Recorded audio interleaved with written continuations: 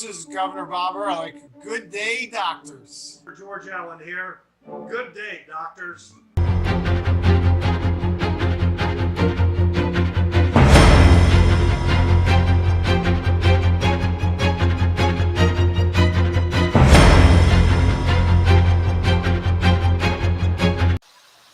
Good Friday evening, everyone. It is Dr. Politics and the Political Architecture Show. Welcome, everyone. Welcome, Dr. Nicole Bennett. Welcome to our show. Well, thanks for having me. Yeah, I mean, Nicole, as you guys watch our sister show, Direct Line, Nicole is our regular co-host there. And welcome. You know, we figured we need to have you as one of the doctors. And then there's Dr. Irvine. Dr. Thornton is on a mission today, so... That was some opening, Dwight. That was some opening. I know. See, I can do whatever I want. This opening, because we're not a state party show here.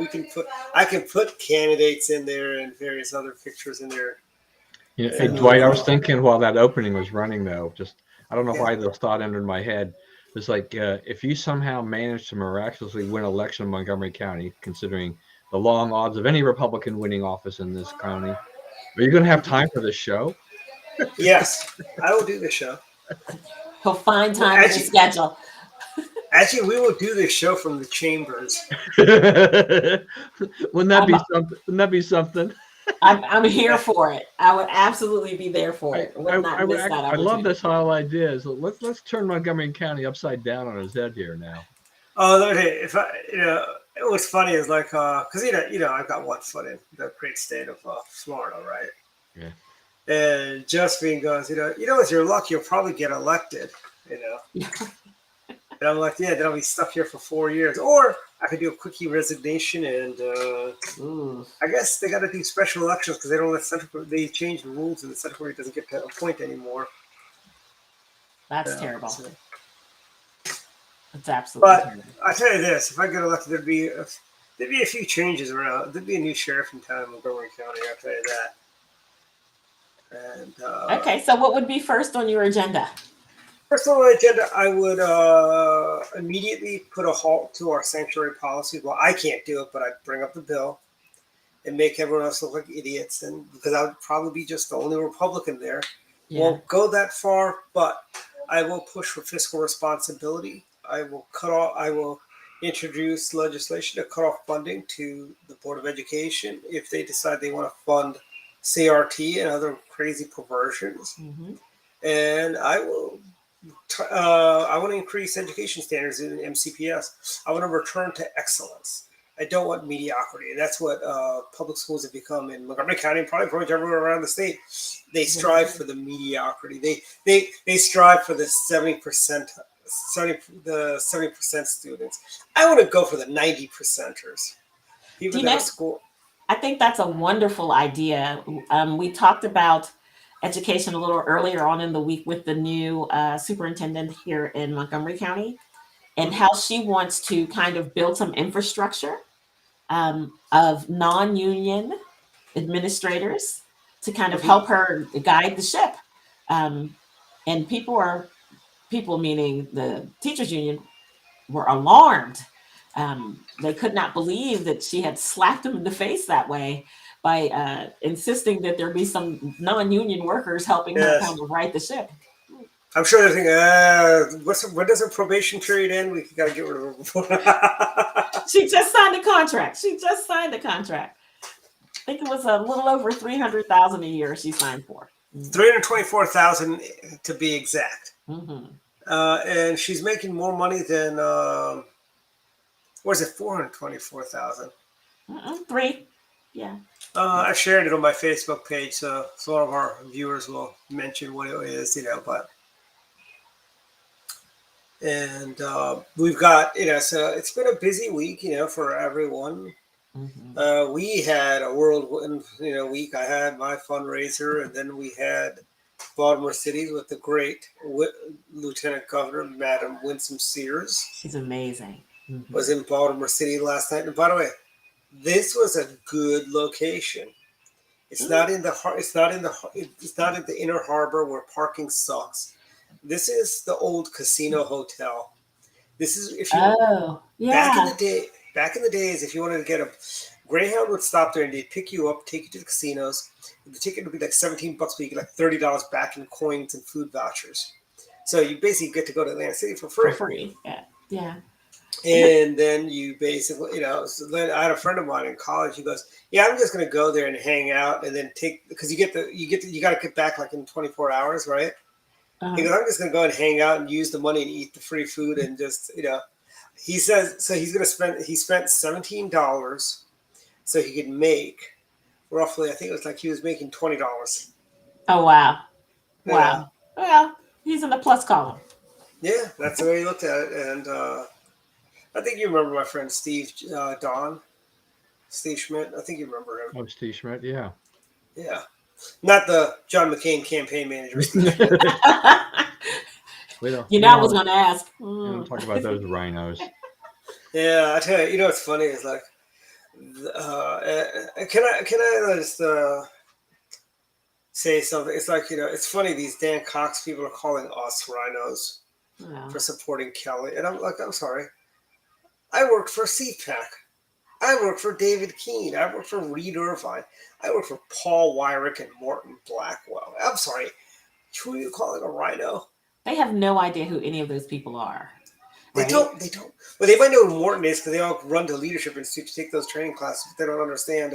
No, they don't know where that came from. They don't know that that's, Morton Blackwell. They have no idea. I think, though, when we talk about our state gubernatorial race, there's so much vitriol between these two parties. But, after the primary, we're going to have to do We have to something. come together. Yeah. So let's not get too hateful. I mean, it's one thing to be a supporter of one. It doesn't necessarily mean you have to denounce the other, Absolutely. I agree. But my point is, the other side is not behaving well. Yesterday, they booed when somebody raised a toast to Larry Hogan.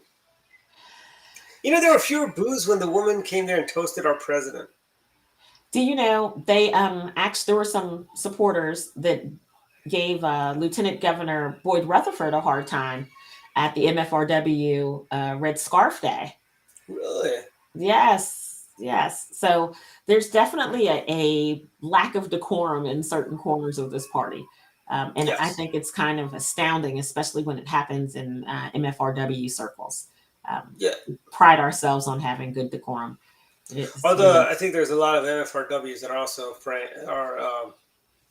fans of Dan Cox too. Yep.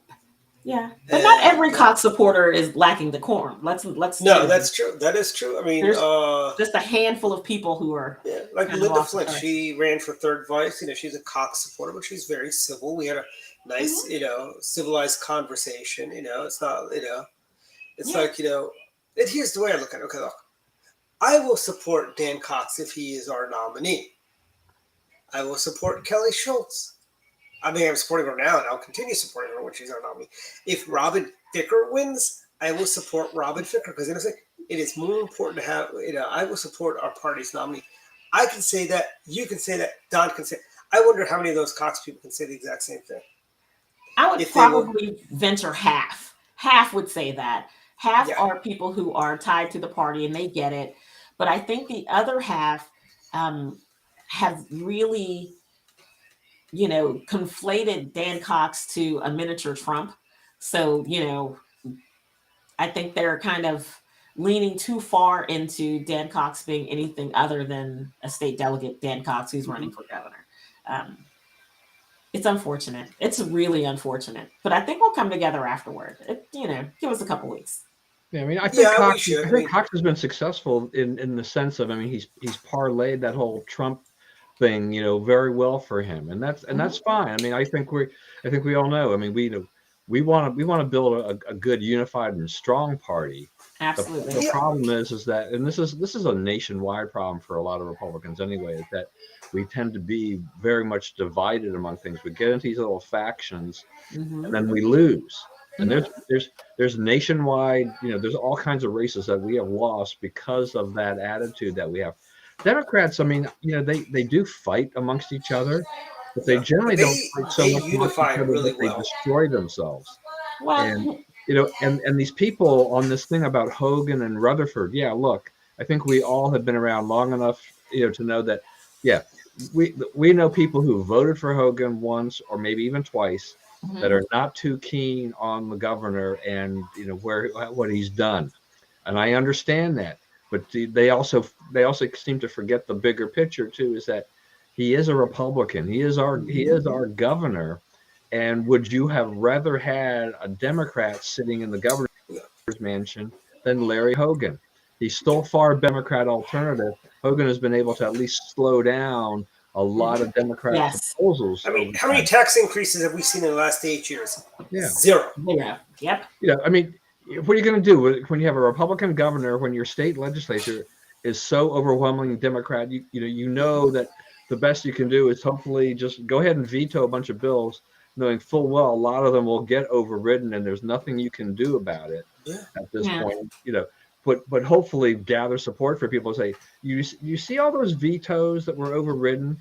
Does that not send a message to you that we need more people in the state house, the state delegates and state senators, Mhm. that we can stop that before it even gets started, in essence, so that those bills don't even have to go to the governor for that purpose. Mhm. But look, I was under no illusion in 2014 when I voted for Larry Hogan that I was going to get some conservative hero, that I was going to get Right. someone who's going to be more like Bob Ehrlich, who I think is definitely far more conservative than Hogan. Yep.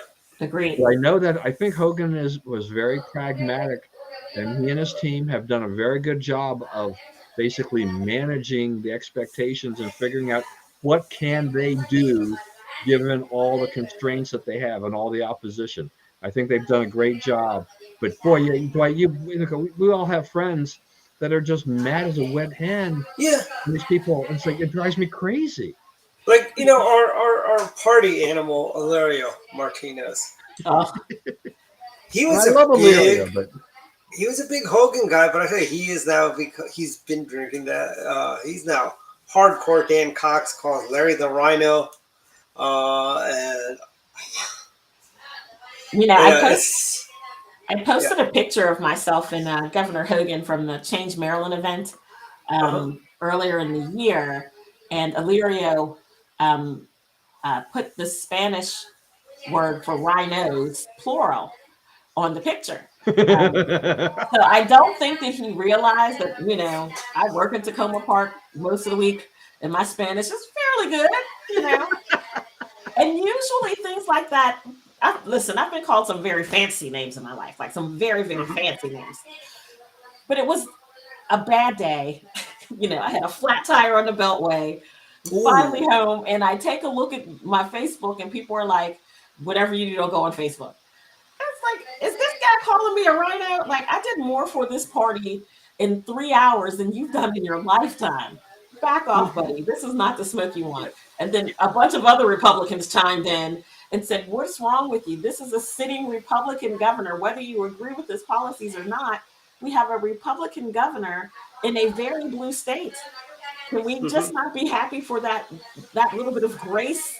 There's no doubt that Hogan, who took a very public stand against Trump, that really turned a lot of the conservatives against him. It's like, something. Once again, I'm okay with that because I don't agree with everything that President Trump did either. None of us are going to be 100% agreement.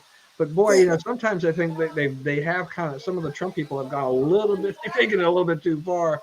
Yeah. Illyrio. Yeah, I mean, please tell me, Illyrio, when is there going to be another Republican governor that has done what Hogan has done and knows the Central Committees as well as he has done?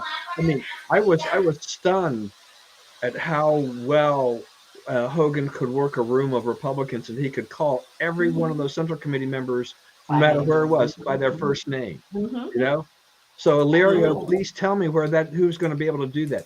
Larry Hogan has done some, just as a politician, he's turned into this politician, has been a really good politician. And I'd be fine if he ran for Senate or something like that. Running for president now, I think that's a bridge too far for me.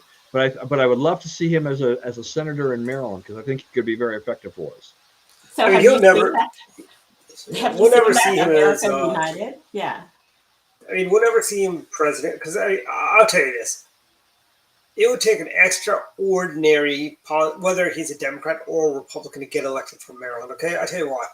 We're not one of the early states.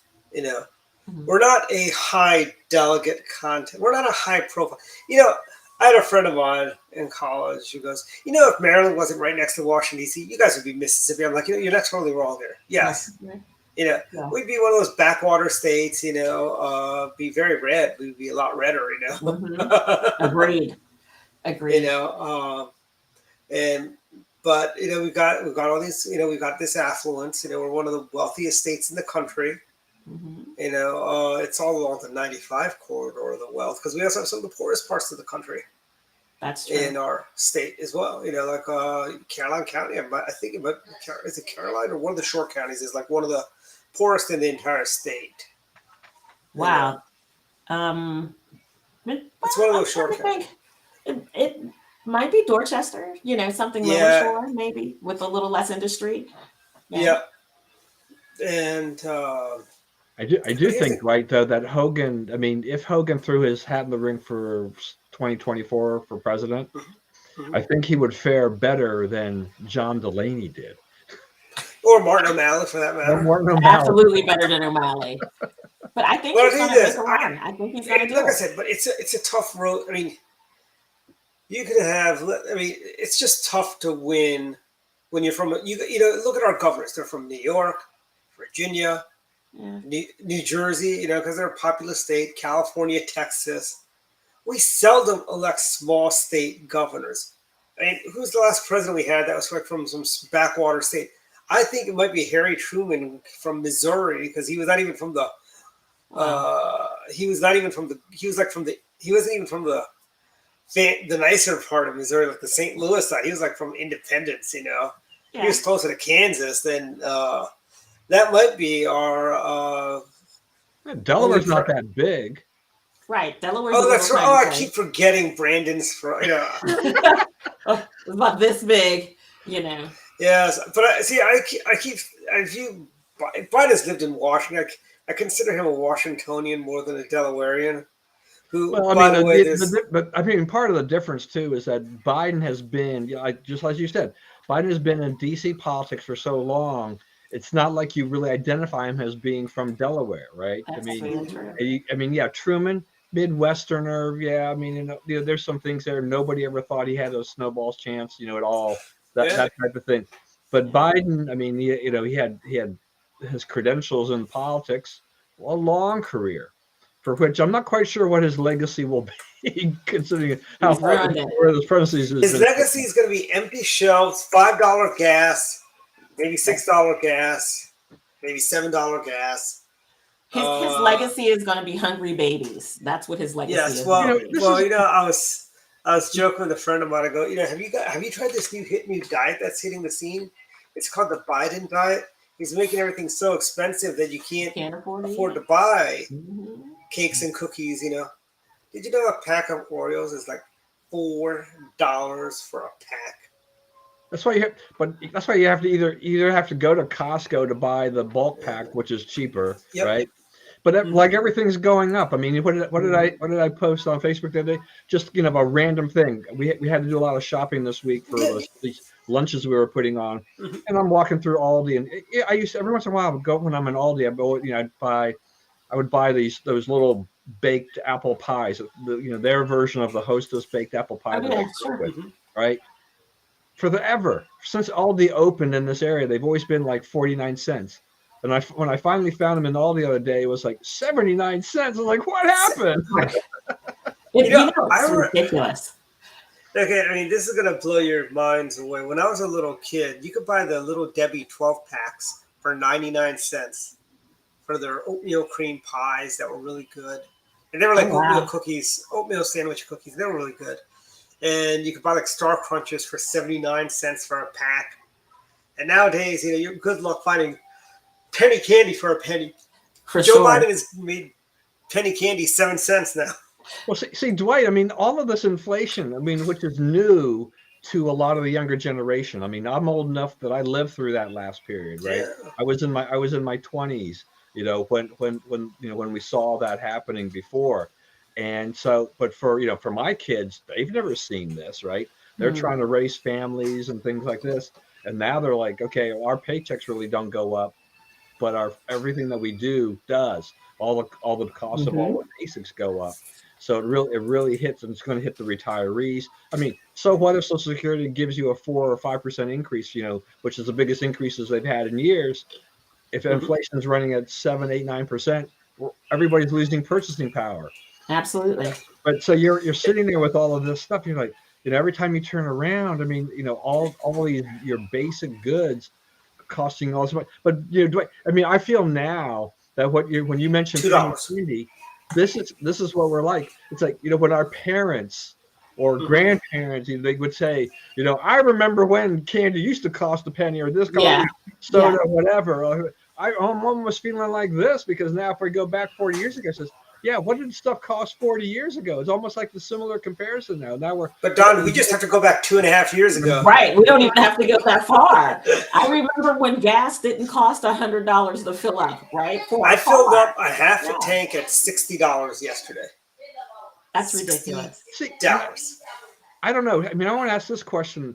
Does anybody ever remember diesel being this expensive compared to It regular was gas? $6 in Baltimore yesterday at the station across from the Best Western. There, was $5.99 and 9/10 of a cent. Is that Yeah. really $5.99? It's $6.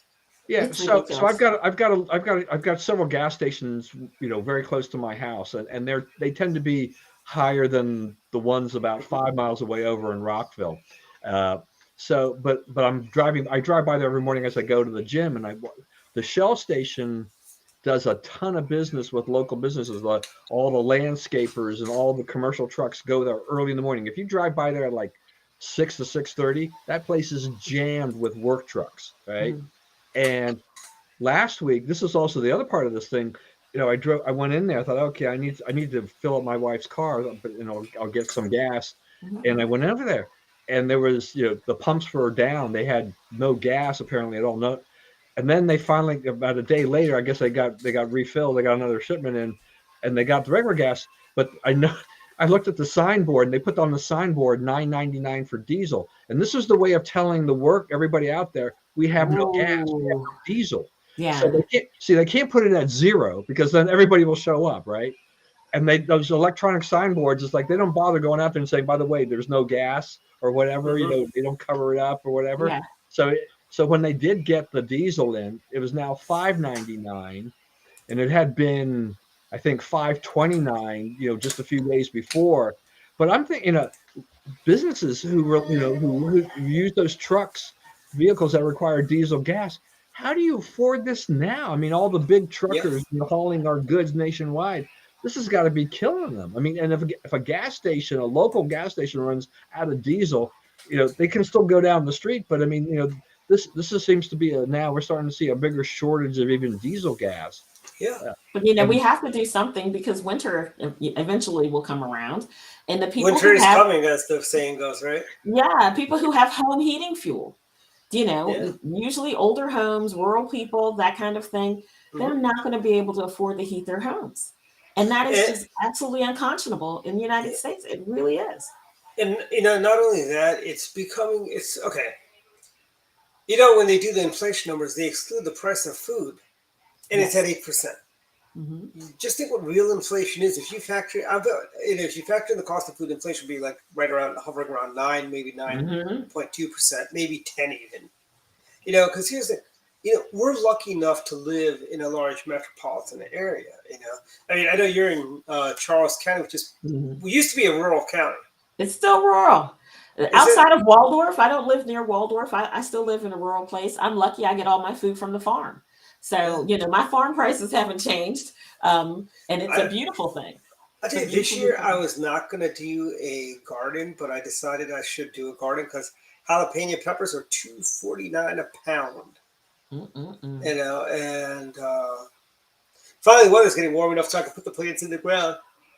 But it's real. I mean, this really. I mean, not to be bourgeois, but we can eat the higher costs of a lot of this stuff, most of us, Mhm. But I tell you, the working poor, the people the Democrats always talk about, the people they gave them $15 an hour minimum wage. Hey, how's that $15 working out for you guys? $15 minimum But wage. you don't even hear that much about the fight for 15. There's a little bit of that still going on, but it's really now kind of we want to make we really want to make this the minimum wage, right? But Mhm. most wages for a lot of these places have already gone well over that because Absolutely. the labor shortage, all the demand, Mhm. supply and demand has pushed the wages up anyway, right? So a lot of companies are paying well over that. So I think the fight for 15 has kind of just flattened out. Yeah. There's not much, but they don't focus on the inflation. A lot of people would say, hey, that's great. I'm now making like 18, $20 an hour when I was making 12 before, but It doesn't their extend it paychecks right being now. eroded by this inflation. I mean, Dwight, it's interesting. I just read an article in the Wall Street Journal from the other day about the Bureau of Labor Statistics and how they go through and they do these monthly surveys for grocery prices. Uh-huh. It's actually extremely complicated. And Oh, yeah. they accompanied a woman who's in Pennsylvania, and she has 10 people under her, and she's been doing this grocery thing for about you've been doing the grocery thing and other things for about 6 years or something like that. And she goes to businesses. She'll go to a mechanic and say, what is the price of this, this, and this? But they have these thick notebooks, very detailed about exactly what they're looking for. And in order to try to keep the comparisons the same, they actually have to match exactly what they did the month before, on every single cost item. So they had the thing where the mechanic was complaining about all the costs increasing, but then he had to call a supplier to say, what does this part cost? What's this? And then feed it to her. She goes to the grocery store and she's like, chicken noodle soup or whatever. And she told the reporter, she says, I almost made a big mistake here because this can says low sodium, but that's not the one on my list from last month. Yes. Yeah. And so they have all these really tiny little variances, but they're actually tracking these things to the minutest detail to give you that pricing. But remember too, I mean, so, the big boast, the other day was like, okay, inflation is cooling, going from 8.3 to 8.5 to 8.3. Stock market was expecting 8.1. But if you're in Utah, you've gone from 10.4 to like 9.5. Yeah. You're still getting killed. Yeah. Yeah, it's kind of like if you have like a million jelly beans and like 5 are gone. Do you notice that the 5 are gone, or Exactly. or if you throw 5 more onto your million jelly bean pile, do you know there's 5 more jelly beans there? Do you know what's so interesting? In his comments yesterday, President Biden was blaming Russia and COVID for the increase. But if you look at the CPI, January, right before he took office, is like 1.5 or 1.7, somewhere in there. And before this, Russia and Ukraine became hot news, right? You're looking January 2022. There was significant increase in there, and it's nothing but him. It's nothing but him. From 1.5 to 7 is nothing but pure mismanagement of our economy. He can't blame anyone else but himself for this. Right. Well, because basically inflation was running close to 8% before the invasion. We were already struggling with this problem. Sure. And then he's out there trying to tell people and he's been doing this for months, right? He's been blaming supply chain, Putin, all of these things for the problem. But when you go back there and you say, but the inflation rate is actually up a little bit, it's up a little bit, but it's not up that by so much now compared to what it was before the invasion. So how do you justify this? I thought one of the best pictures I saw yesterday was that, he was giving the speech, but behind him is that backdrop that says tackling inflation, lowering costs. Okay. Yeah. Please tell me exactly how this guy is going to do this. He has no idea. This administration has no idea of what they're doing. I mean, you can go back 6 months ago to Celia Rouse, who's supposed to be the Council of Economic Advisors, this big, economic guru or helping guy. And she didn't know what was going, as inflation was ramping up. They didn't have any clear definitive answer for this. They don't know. Surely, yes. Okay, look, we have some labor issues in terms of supply and demand issues. We do have bottlenecks that are still going on there. But what does Biden do? Oh, ports are backed up. We're going to open the ports 24/7. That's not the answer, The because you answer. don't understand the bigger problem why they're backed up to begin with, you dope. And I tell you, right around here, I know, like, it's the labor shortages. You can see it, but I tell you, when we were in Ocean City Saturday night in that crazy windstorm, we went to Nahid's and Issa's for dinner, right? So we got pizza from best pizza in Ocean City, Pizza to Go. It's better than dough rollers. Really? Yes. Really? This is the first time I tasted it. I've never had it before. Okay, a week ago he was saying dough rollers is the only pizza we can have. Yeah. So I ordered dough rollers. Right? Don't get me wrong. Dough rollers is good. Okay. But this was better than dough rollers. Wow. And That's high praise coming from you. But let me tell That's you, high praise. there was one woman working there when we got there. We asked, can you just deliver it across the street? She goes, oh, that's a 2-hour wait. I go, what if we wait for it here? She says 45. So we used about 30 to 45 minutes. What she said. So, they got it to us in 30 minutes, 30 to 35 minutes, and it was fine. I have no problems with waiting, especially the pizza smells so good. Anyways, but we got that, and it was good. But I mean, they have also the hotel. They didn't do any room service.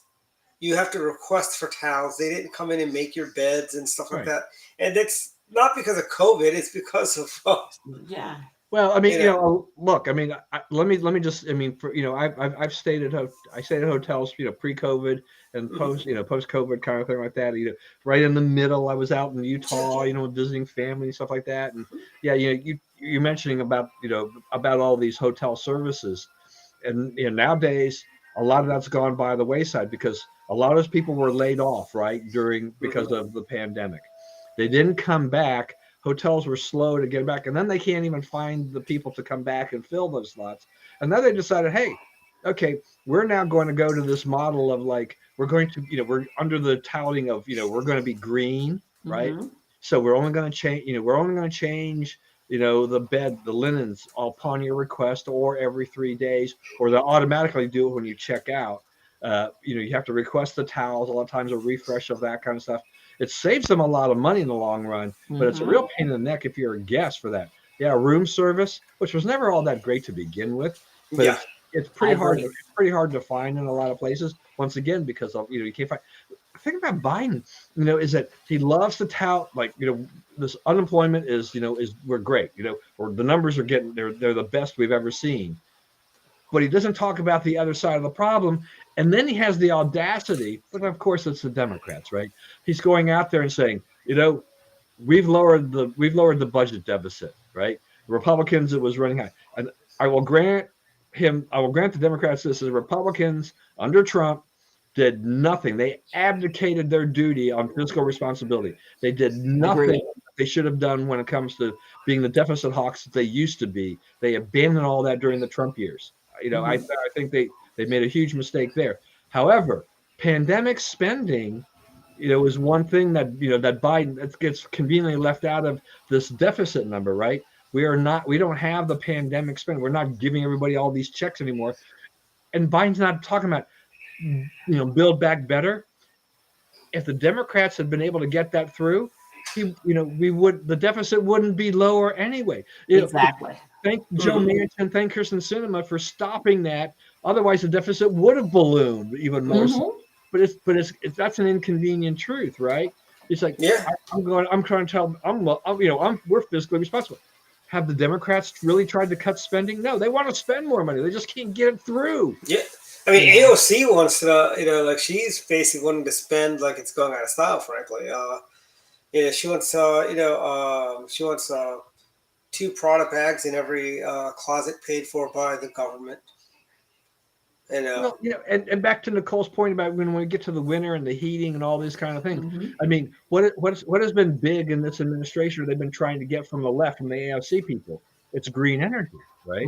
It's everybody go green energy. I listen to a tech podcast that records over the weekend. I listen to it when I go to the gym during the week, and the host knows a ton about tech. He's been doing the show himself for like 17 years. Oh, But wow. he had a TV program back in the early days of cable. So he knows a lot of stuff about technology, and computer. He's great. However, his politics are very liberal, which Mhm. he doesn't inject them, he doesn't really talk much about candidates or things like that. He tries to keep that apolitical. But he's very big on green energy. And so he does inject that. So, constantly throughout the show, you'll hear they'll drop in these things, and he's got a couple of different shows that he does. Well, at least three different shows that I listen to.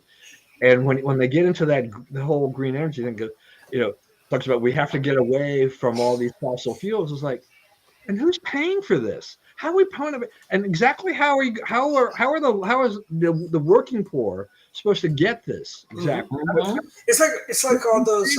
All of us would pay for all of them anyway. Yeah, I mean, it's like all those people that tout, "Oh, I've got an EV. I just plug in. I don't use dirty fossil." Well, where do you think that energy comes from, Einstein? Exactly. It comes from a coal-powered plant. The fact that this country, we abandoned nuclear power. Nuclear power is the greenest form of energy we have out there. It is safe, it is clean, and it's homegrown, so to speak.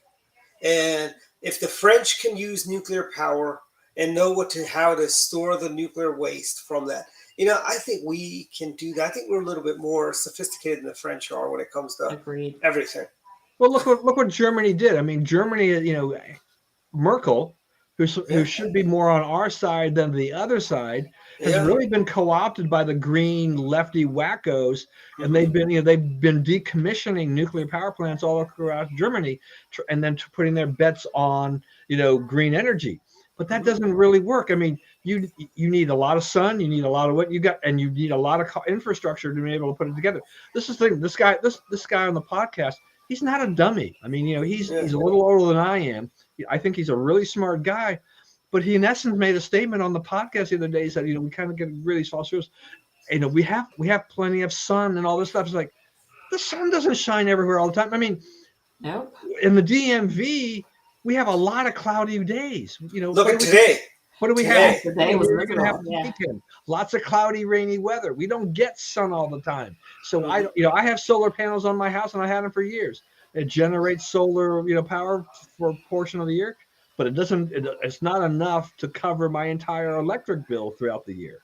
Well, not only that, I think moving to green energy requires a cultural shift that we're not prepared for yet.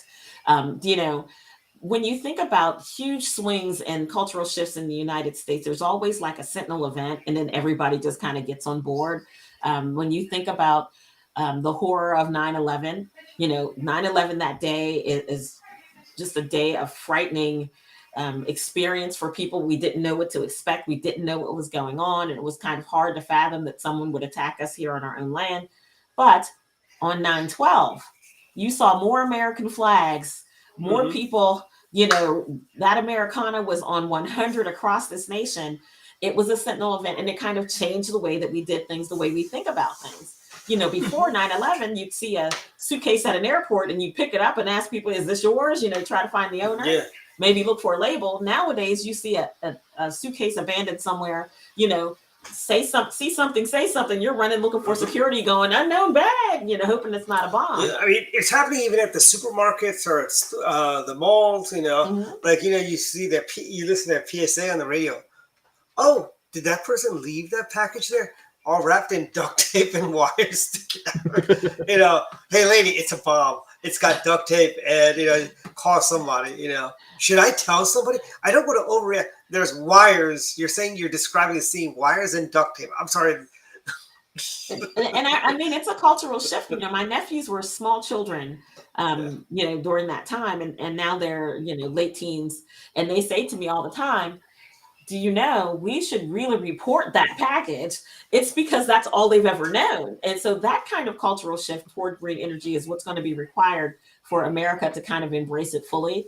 But I don't think we're there yet. I think there are so many other things going on. And there are so many other worries that we have that, the cultural shift to green energy, it's ranking the very last on the list when you can't find baby food to feed your baby, And by the way, you notice we have plenty of formula going to the illegals at the border. Of course. You know, pallets have been hoarded by the government, not by parents. Joe Biden, Jen Psaki. By the way, farewell, Jen. Oh yeah, we're not going to. She's leaving. We're not. I tell you, but her replacement, I don't know how this is possible. Is worse than she is. Well, they're trying to get is the wokest person that they can for this role, so he can. You know, there's a lot of votes involved with people who claim that kind of wokeness. The problem is, I think this version of the Democratic Party has moved so far away from its founding principles that their typical voter can't see any common ground with them anymore. So they're really kind of open to a more traditional message. But the Democrats are doubling down on wokeness. I mean, they've got this to a science where, you know, teaching kindergartners about sex is a priority for them. You know, if you talk to kindergartners, all they want to talk about is like playing, crayons, dinosaurs, regular stuff. They're not interested that Sue's got two dads. That's not on their radar. It's not anything that they're thinking of. But this version of the Democrat Party is pushing all of these so far left ideas that it's hard to fathom that any right-thinking, clear-thinking parent would want to align with them. I mean, talk about doing our job for us. They're really, really helping our efforts. And I appreciate the help. I really appreciate the help. So how long do you think it'll be before, you know, like when somebody criticizes the new press secretary, you know, Karine Jean-Pierre, when somebody criticizes her, a conservative criticizes her, and then what we're going to see is, oh, you're a racist and a homophobe, right? Monday when Peter Ducey asks his first question. Yeah, you're going to be all the ists. So be prepared for that. But I think, you know, truly, I think the level of transparency out of the Biden White House has been very low to start off with. And this particular press secretary kind of locks down some of the open communication that would normally happen. You know, watching Peter Ducey and Jen Psaki go at each other has become quite the meme, you know, on all the socials and whatnot. But Peter, you could never say that he was racist. You could never say that he was being misogynist. He was just asking a question whether she liked it or not. But through the filter of everything that Ms. Jean-Pierre brings, it's going to be viewed differently. And let me tell you, I know the Ducey family. Steve Ducey was the commencement speaker for the class of '87. Oh, cool. I went down, because I was a yearbook photographer, so I went down there, took pictures and so on, right? And he had a great line about how you don't need calculus. And this is what a great guy he is. I saw him again at the conventions in Cleveland. And I go, hey, you know, we've met before, you know, many moons ago. I go, you were commencement for the class of '87, you know. I loved your line about not needing to take calculus, and the bank only charges $5 for a bounce check fee. You know, he goes, and I'm like, and I go, oh, we thought it was hilarious. I love that line, you know. And he remembered that. He goes, yeah, that was a great time. He goes, that place was really hot. Well, it was cold field house, no air conditioning, or if they did, it was broken that day. It was hot. No, we had our high school graduation there. It's just hot. It doesn't exist anymore in that form anyway. No, it's not. They got air conditioning in there now too. Well, it's a completely different thing. You know, they gutted it, and it's now the training facility for the football team. Yep. Oh, it is amazing. You need to do a tour of the University of Maryland one day. Put a lot of money in there. We should go there next year at Maryland Day because it's not going to be an election year. We should go there at Maryland Day and show the Republican flag.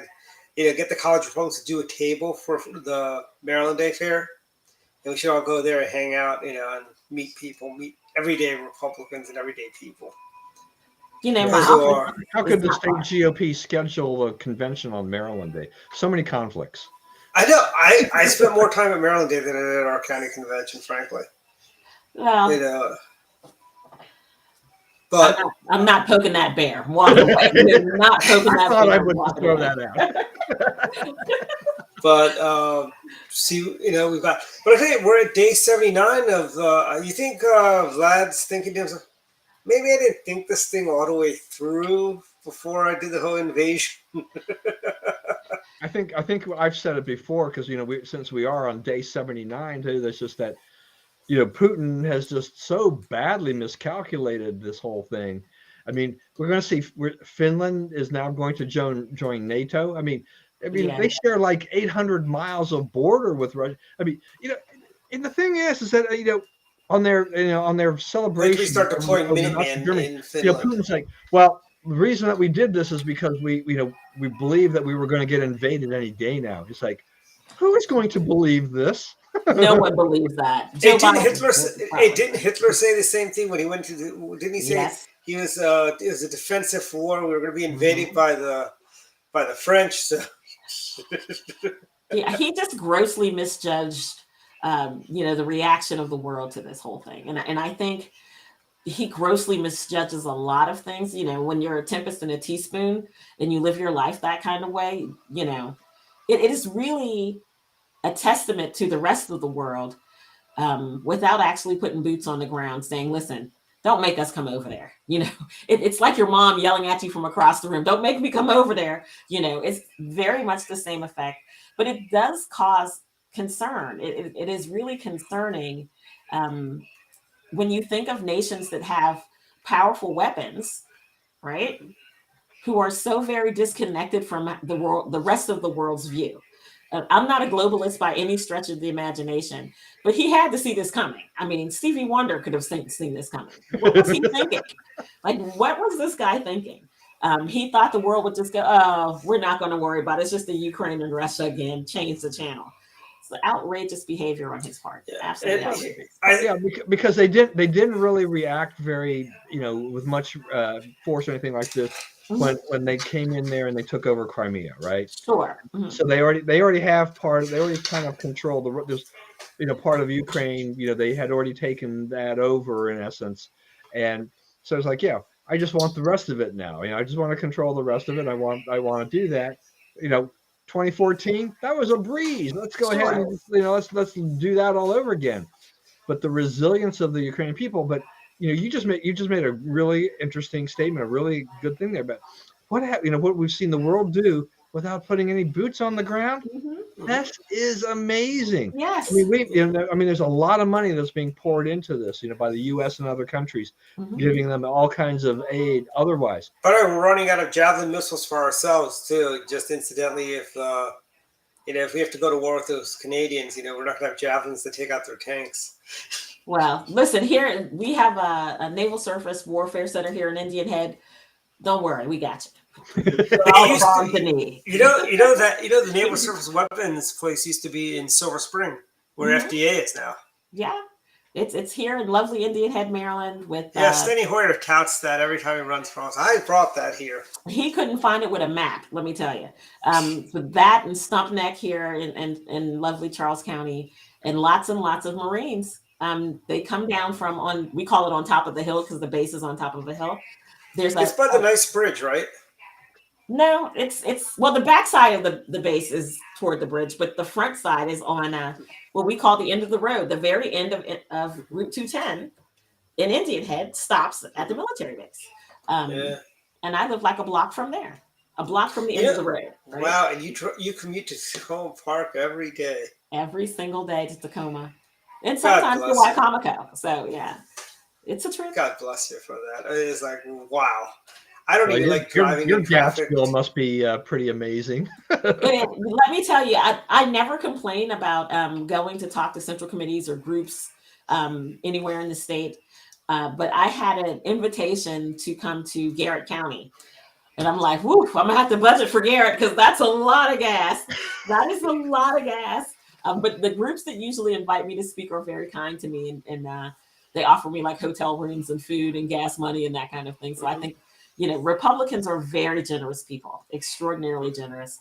My boss gave me a gas card because I told him if it goes up any higher, I'm not coming to work. And he definitely wants me to come to work. So he's like, don't put it on your company credit card. We're going to open up a gas credit card just for this, this thing here. And here's the thing. I'll tell you. This is one thing nobody seems to get is how bad the price of gas is really driving a lot of things. Let me tell you, they think things are bad right now. Wait till we get to the winter. Wait till we get to September. Yeah. Wait till we get to September, and I don't see how Democrats. What are they going to run? Like even Maryland Democrats, what are you going to run on? Inflation. What they want to run on is abortion. That's going to be their rally cry.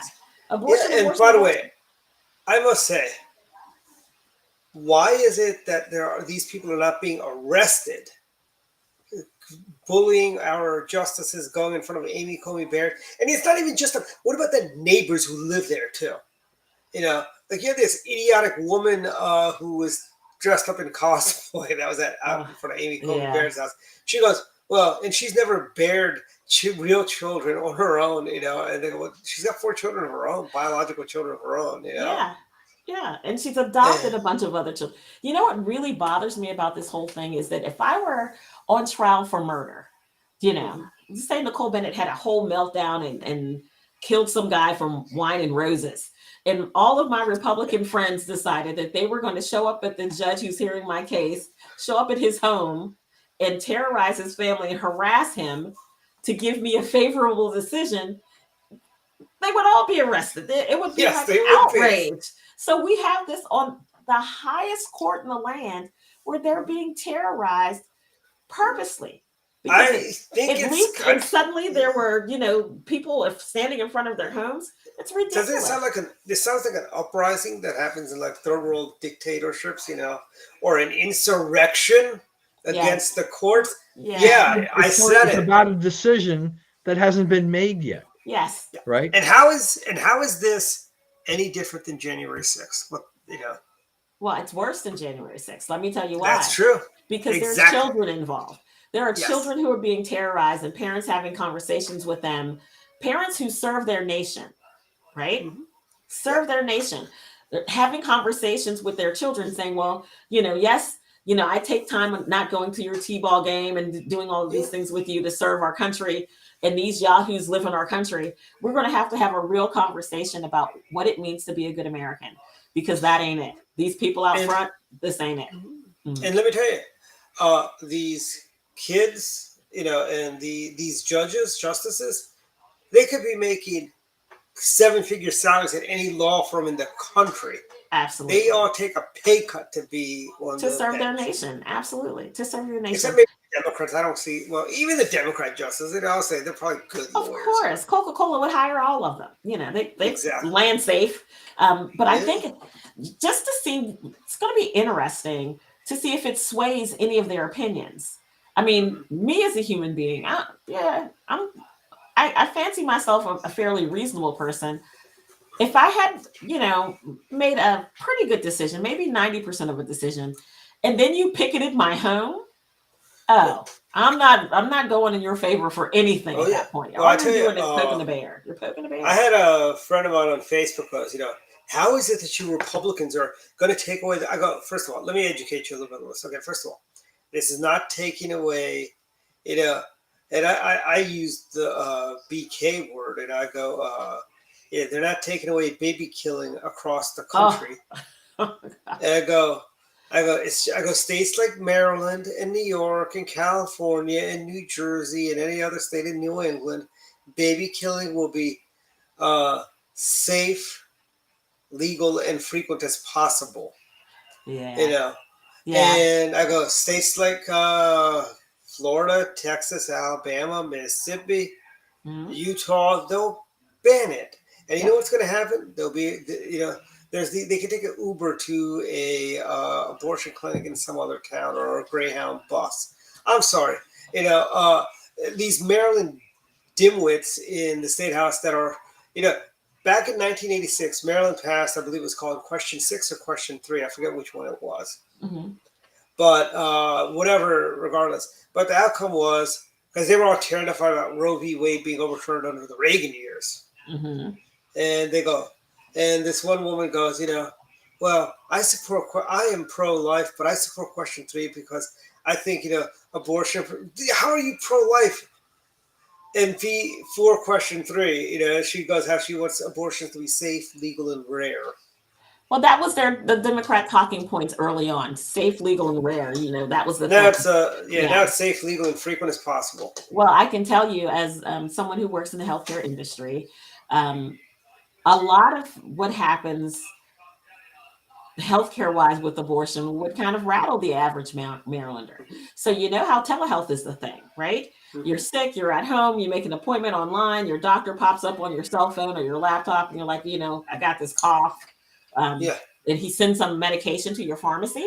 And if you're lucky, the pharmacy delivers it to you and you never have to leave your home. We do the same thing for abortion. You can get an abortion by telehealth. And you click in with Planned Parenthood, and Planned Parenthood for the low cost of $0. Hey, look at the Democrats in Maryland. You could be a mechanic and take that abortion, and you can perform abortions in your mechanic shop. Anybody that you don't even have to have a medical background. You just have to take some course, and you can be certified to perform abortion. It's kind of like being certified to perform CPR. That's how they trivialized it now. Do you know it's so I got my baby killer card, It's so amazing to me that when you think about other stances that Democrats have taken about life, absolutely against the death penalty. Absolutely against the death penalty. They don't want to lock kids up, kids who kill. They don't want to lock them up because their lives. So when does life become valuable for you? Is it 13, 35, 86? I mean, when do people start having value to you? Because clearly, I think it's when they start when they're old enough to write checks to the DNC. That's when they add value. Yeah. I mean, this is how horrid those people are. I want to say this back in the 90s. I was at the March for Life, right? Mm-hmm. And these, NARAL, clowns, they show up and they go, I wish your mothers had aborted every last one of you people. I mean, really, you say that? I mean, it's like they're such classless people.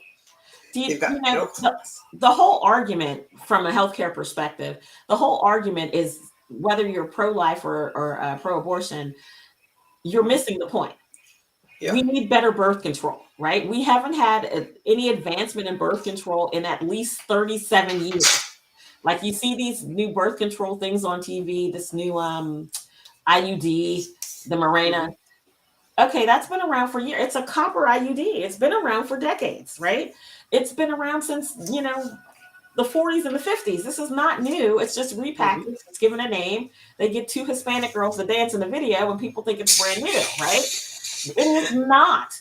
The technology has not. By the way, I'm sorry. They should not be, I think it's a little atrocious to use minority children. What? Minority children are the ones that are going to get unwanted pregnancies, And they look so happy, just kind of dancing around. Oh, I got a Mirena, It's like, okay, see me in 6 years when you're dying to have a baby and nothing's happening for you, Yeah, and by the way, here's the other thing is like, they get really indignant when you say baby killing. I know some of our pro-life people don't like it either, but my view is this, right?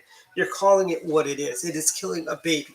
You've got Martha Stewart. I remember Martha Stewart she used to have some show on television on PBS, I think it was, where she's talking about doing flower arranging. And he goes, we just abort the flowers by cutting off the buds. That is not the same thing. It is not. It is definitely not the same thing. But see, that's how the left does it. They sanitize the word. It's just like aborting a flower arrangement. You take out it's not. It's a life. Do you know, again, this is one of my favorite things to say when it comes to healthcare and government. Government has no place in healthcare. Zero place. They don't understand it. They don't understand the connection of physician and patient. They don't understand how population health works. And if you're looking for an example, we call it the VA. They're terrible. The government is horrible at healthcare. I don't think there's a person who could, with a straight face, say, yes, we get this right. They don't. They bungled COVID to this massive nightmare. Ehrlich's already talking about going back to masks in Montgomery County because the numbers are higher. So if you think they're high now, wait until August after 4th of July and everybody's outside breathing on one another. The numbers would be higher if people couldn't test at home. There are lots of people who test positive at home and they never call the state and turn their cell in. We're getting close to final thoughts, but I want to bring this up. We were in Ocean City, right? We had hospitality suites. Mm-hmm. We were not 6 feet apart. Nope. I don't think we had a super spreader event. Not one. Well, nobody really talks about super spreader events anymore, though. I mean, cases are spiking, but hospitalizations have stayed relatively, stable, right? Mm-hmm. And the death rate hasn't really, hasn't gone sky high. So, for me as a layman, I mean, I look at, okay, all right, so we've got cases spiking, but just because you test positive for COVID, that's not a death sentence or a hospitalization kind of a thing like this. And I just get kind of irritated with politicians who they've all focused on this top line number, mm-hmm. Because that scares to death. That's a good thing you can use to scare people, right? Yeah. So they do that, and it's like, yeah, but people are, most people are asymptomatic. They're fine. Mm-hmm. I mean, I've been going to the gym for, mm-hmm. since they reopened. What was 3 months after, they shut down for 3 months, and we've gone through mass periods and massless periods, and mm-hmm. but I keep waiting. It's like, the gym is kind of operating like it used to. Still doing more people are having problems with allergies and tree pollen. A lot of sweaty people in there. COVID. If it's supposed to be transmissible and we're all at risk, what are we all doing there sweating around each other? But everything seems to be fine. I agree with you, Dwight. My allergies have been killing me for 2 weeks. It's all this rain we've been having is what it is. It's the rain, and I'm tired of this rain. It is, I believe it is April showers that bring May flowers, not May showers that might bring June flowers. No, I'm sorry. No, it is. Rain should be done by now. The rain should be over. Go away, rain. We're a little bit above our normal rainfall, but I mean, it's more irritating when the rain comes on the weekend because it's like that's when you want to do stuff. You want to go outdoors, and it's like great. It's it's. But Don, when I was a kid, that was like the pattern for March and April, like late March and mm-hmm. April. We'd have. While we were in school, we'd have sunshine all 5 days. Then Saturday and Sunday be raining. Mm-hmm. And I think that's why 80s kids all went to the malls on the weekends because it was always raining. Yeah, and hung out at the mall because it's a balmy 72 degrees inside the mall, no matter what day of the week. Although I do remember when malls were open too. I do remember those days too. We have a mall here in Charles County. I haven't been in years, but I understand that it's not doing well. So yeah, malls are dying. They're dying. Yeah. Some of it's been shifting back. But I just want to say one more thing before we go to closing thoughts. Anyway, it's just with what Nicole had said earlier about kind of how does all this abortion issue, what effect it will have on in the midterms and things like that. My feeling about this is just that the Democrats, they're one of the reasons they're becoming so agitated about this, even before the final decision is rendered, is that they see this as kind of a golden ticket and maybe something that they can use, for November, because right now, they're going to go to the slaughterhouse, at least for the House of Representatives. Mm-hmm. Inflation and all these other issues, are killing the Democrats. They've got nothing.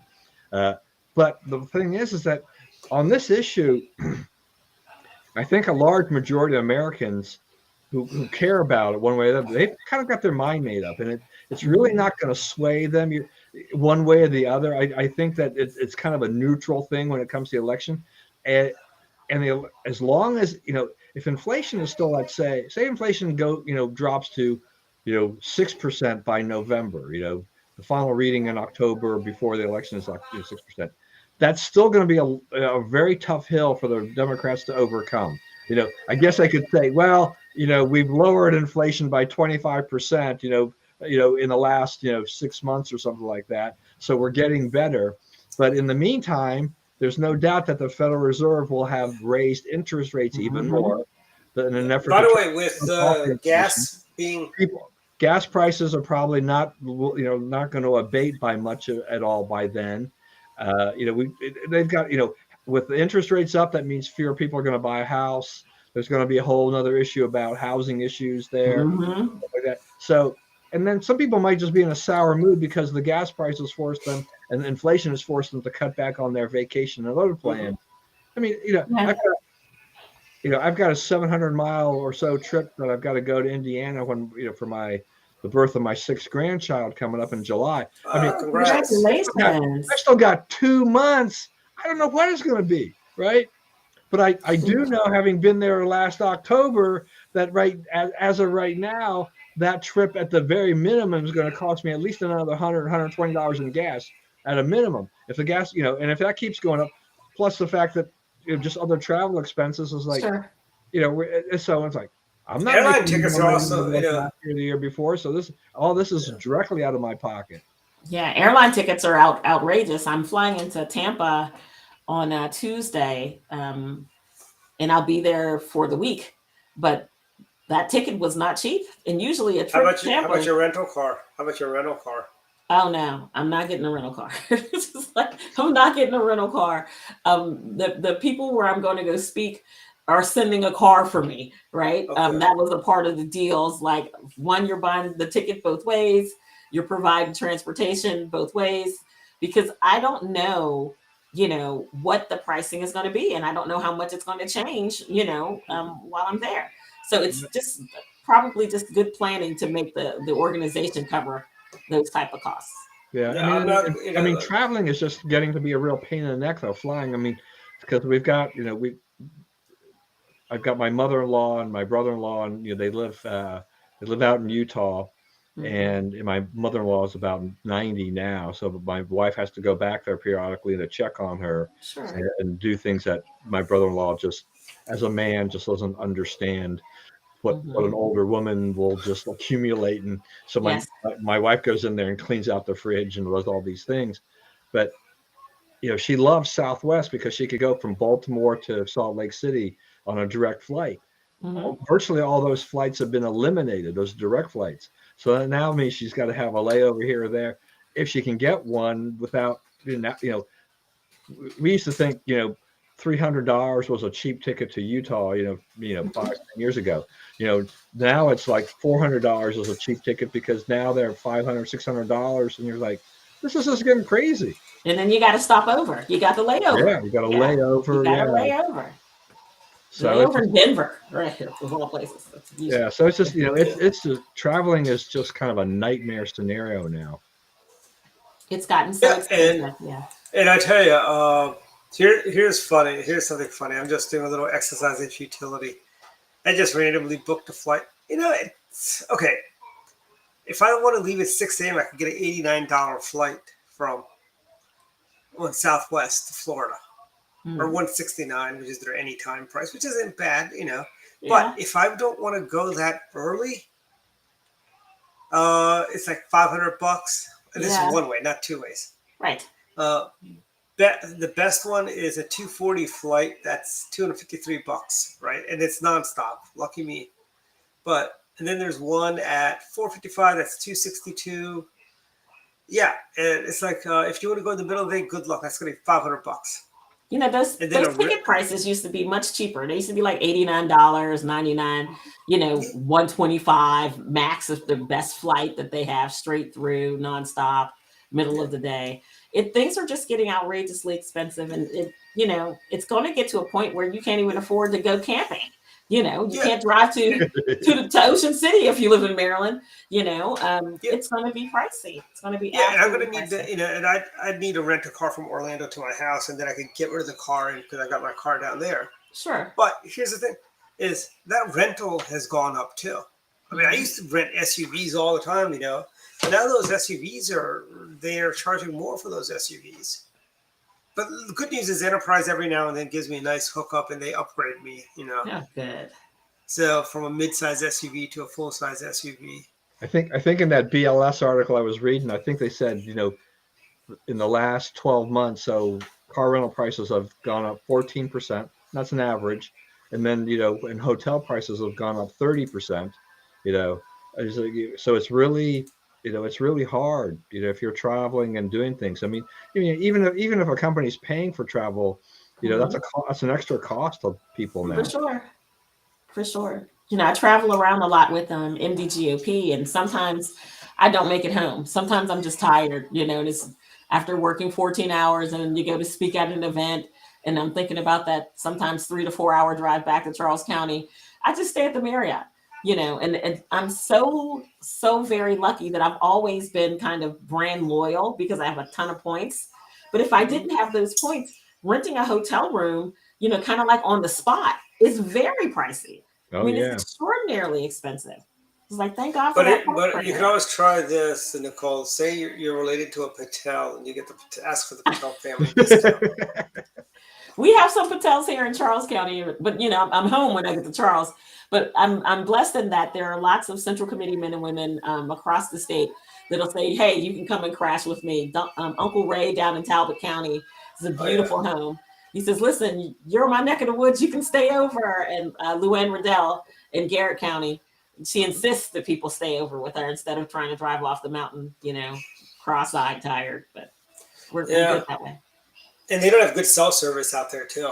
Nope, they don't. No, they do. They do not. Because after you leave Hagerstown, you're like in the old days. They used to be roaming charge. It'd be roaming rates, and it'd have to be after Hagerstown. You get a decent signal, But anyways, we're at our final thoughts segment where you can have 1 thought, 2 thoughts, 5 thoughts, whatever, however many thoughts you want to have. So we're there, and we'll go ladies first. Take it away, Nicole. Final thoughts. My final thoughts is I'm looking very much forward to the midterm elections. I'm looking forward to America getting back on the right track, winning back the House, and moving this country forward in a way that can make our children proud and safe. That's what I'm looking forward to. Any other thoughts? Just 1 thought? That's just 1 thought. That's a good thought. Well, I got a lot of other things, but that's my very thoughtful thought. It's been on my mind with so much going on with the abortion debate, with the failing economy. When you're hearing people talking about adjustable rate mortgages again, and more people are living credit card or paycheck to paycheck, this is going to be the perfect storm again, like 2008. And I just don't want to live through that again. I just don't want to see my neighbors lose it all over again. Oh, last thought. This is a happy thought. I play Predict It. I don't know if you guys play Predict It, where you get to kind of gamble just a little bit, some pennies on politics. Shout out to Ohio 13. I won $100. Congrats. Woo, woo, let's go, Ohio 13. I'm so excited about winning money on Predict It. It's one of my favorite new toys. I'm looking forward to helping doing some text message for North Carolina's primary that's coming up, and betting really is this the Senate primary, or is this for the Mark Meadows? Yes. Not Mark Meadows. Not Mark Meadows, but what's his name? Is it the Senate seat? It's the Senate seat. So it's going to be very interesting. Who do you like in North Carolina? Well, I'm not going to say. And the reason why I'm not going to say is because I have some predicted people who are following me, and I want to win all the money. I'm playing the odds here, Dwight. I'll send you a text message later, but I'm playing the odds here. See, we know the governor, Don, and I met Pat McCrory down there. I believe he's also running for Senate. Yeah. Good on him if he wins. He's a good guy. He's done our Direct Line show. Pat McCrory, shout out to you. And Pat McCrory has a podcast. Governor Ehrlich has a podcast too. So yes, Governor Ehrlich does. Yes, and so with Kendall. But so, yeah. Yes. Don, final thoughts? Yeah, I don't know. I think President Biden may be gifting the Republican Party more things. Every time he gets out there and speaks. Now that we have the ultra MAGA, the extreme, the people who've taken over the Republican Party. Okay, look. So I'm not a big Trumper. Never have been. Voted for the president. Voted for him twice. It's fine. I will always support him on that. But this is once again when you're bankrupt and you're struggling for ideas and a message. I think they stumble here if they're going, they go and attack, they're trying, this is another case of, once again, trying to make Trump the issue here in 2022 and beyond. He's out of office. We don't know if he's going to run 2024, but it's like Trump is the boogeyman. And so he's the guy that Biden won because of a lot of anti-Trump sentiment. Also because Biden didn't have to say much. He spent most of his time in his basement, in his home. He benefited by a lot of different things in 2020. But this shows just a lack of any viable ideas on the part of the Democrat Party. If they're, when they continue to try to use Trump as the message as to why you need to vote for the Democrats. This is why we're strong, because we're not them, that type of thing. Trying to put the blame on the Republicans for all of these things. But see, yeah, we can't hold water. And see, that reminds me. Remember 1996, the presidential elections? He's not Bill Clinton. That was Bob Dole's thing. How'd that work out for us? Not good. Not good. Yeah. Not good. So it's you just begin to wonder about the kind of things that the Biden administration does and who really is working for them, the messaging they're trying to get through. I think they're really just continuing to struggle. And a bad 2022 midterm for them, will also portend a lot of trouble potentially for 2024 for them as well. And I think they're a little bit scared about that. Make a comment about cryptocurrency. Not been a good week for crypto. I can't say that I'm overly sad about this, because I think it's just such a highly risky, speculative type of thing. If you've made money at it, more power to you and things like that. But the fact that we've got, besides Bitcoin, you've got a bunch of other types of cryptocurrency. The stable coin has totally basically gotten crushed this week. When you have a coin, it's supposed to, that's supposed to be pegged to the value of $1. It's supposed to maintain a stable dollar value, but it actually is not backed by anything but an algorithm. Right. That's a problem. Right. I mean, it's too risky. It's too risky. And as much as I hate regulation, stuff like this needs to be some regulated somewhat, because you can't. I don't think you really can have this wild west out there. I mean, for this, I think this is just a little bit too dicey out there for that. So I know people have, some people have probably jumped in there thinking they're going to make a lot of money and are probably heavily underwater. I feel sorry for you, but you knew that there was a huge risk going in. Yeah. And here's the thing, Bitcoin, by the time people started, it was just way overpriced. I heard stories of people mortgaging their homes to buy Bitcoins. And I'm like, don't do that. Buy some gold, or silver, Bitcoin, I predict, will go the way of the tulip bulb when they used to do tulip bulb exchanges in Denmark.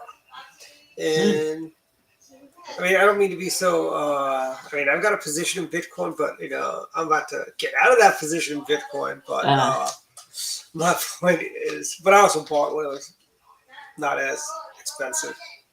Yeah, But, I'll have to check. I mean, I think at the current price, we should double check to see exactly where Tesla is with that, because Tesla put a lot of money into Bitcoin.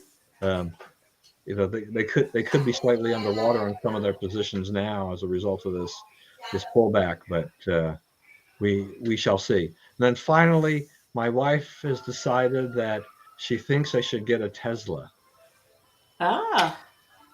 They're not delivering those until 2023. I tried. Well, what I thought about this is like, one, I'm not really crazy about the whole idea of any way of doing that, but on the other hand, I thought, if Tesla made an SUV that had as much room inside of it as, say, my wife's Lexus RX 350, I might consider that, because we're hauling stuff all the time. Sure. So that would actually, I could save a fair amount of money if gas prices keep going up. I could save a fair amount of money on gas, because I'd be just using electricity instead of gas, running around here doing things. So. But I don't think Tesla makes anything quite that big yet. No, they don't. But you know who does? GMC makes a Hummer SUV. It's Oh, big as my. my Yukon, coming in late 2023.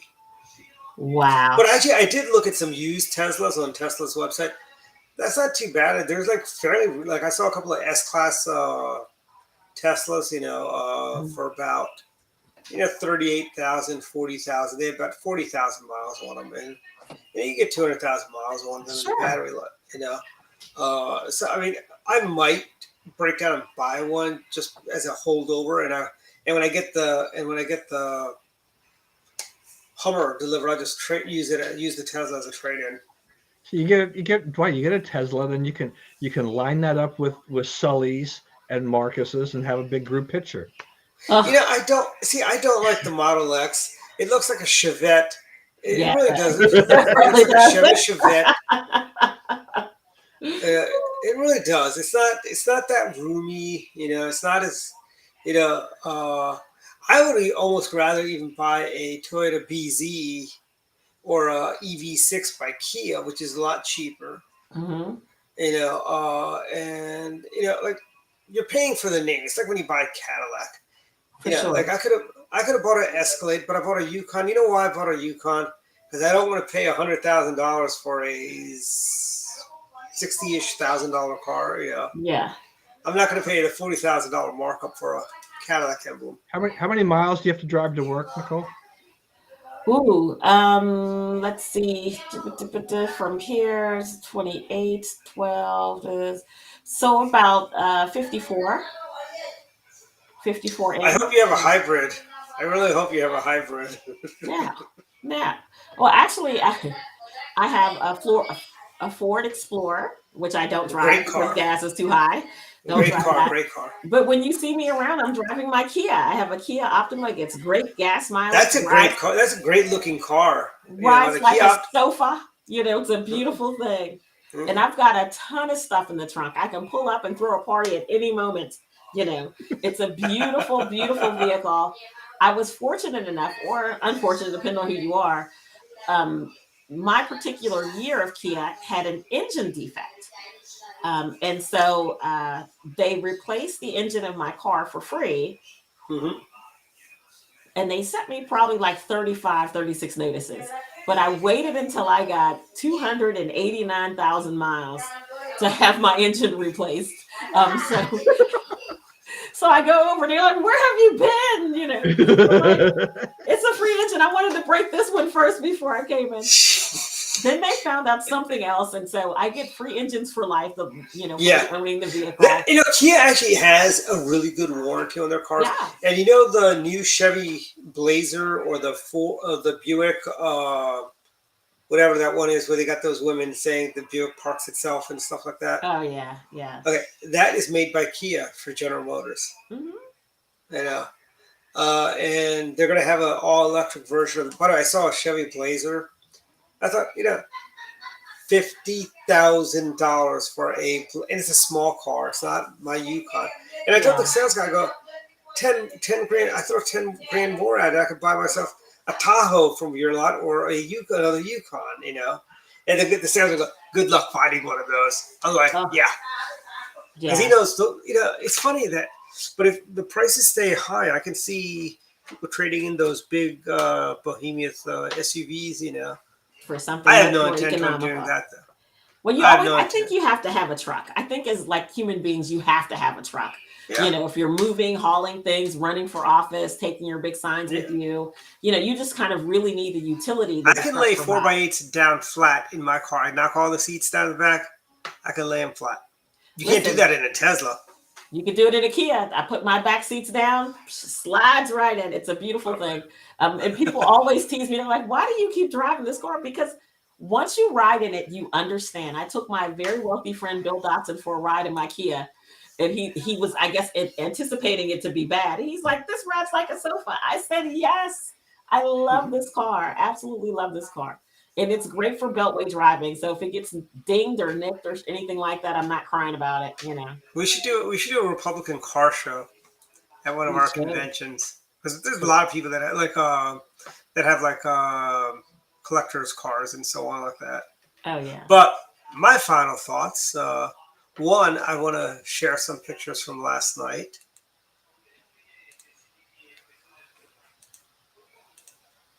that's us over at the Baltimore City Lincoln Reagan dinner. They put on a great show last night.